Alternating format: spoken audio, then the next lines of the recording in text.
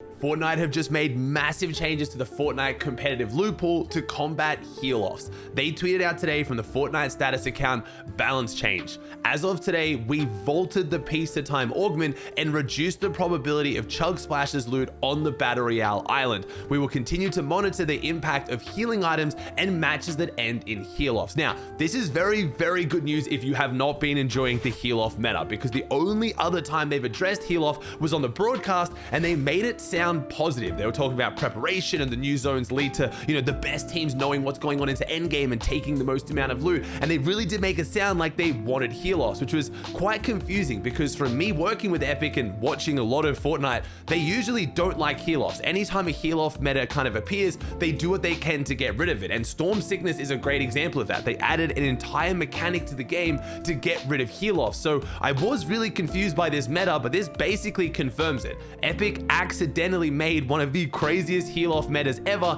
and now they're trying to fix it. Even if this still leads to games going to heal-off, because I feel like it still might. You've still got the slurp juice in the game, you've still got katanas in the game, and then now with the reduced drop rate of the splashes, I imagine floppers are going to be more available. If you open a cooler and you have less chance of getting splashes, that means you have more chance of getting floppers or shield fish.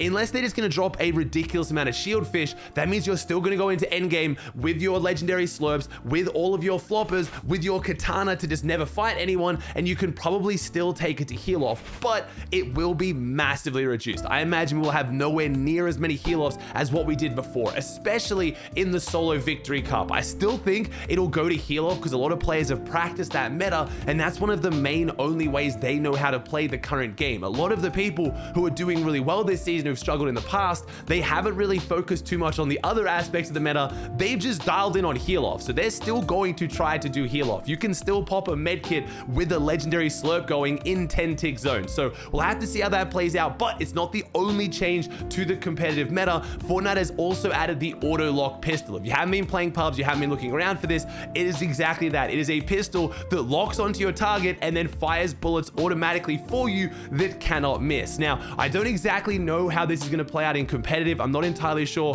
why they added it. To me, it's just a strange item. Any gun that's going to aim for you, like pubs, go for it. It's kind of goofy, it's kind of fun. But in competitive, like, it probably should have a gun that aims for you, but it doesn't hit super hard. It doesn't have ridiculous range, so people aren't going to be doing this across the map to get storm surge. There could be a way that pros find a really cheeky way to use this, maybe like breaking a wall and then firing the bullets through as the wall breaks. I don't know, but at this point, I don't think it's going to change things too massively, but I also don't understand what they're trying to gain by adding it.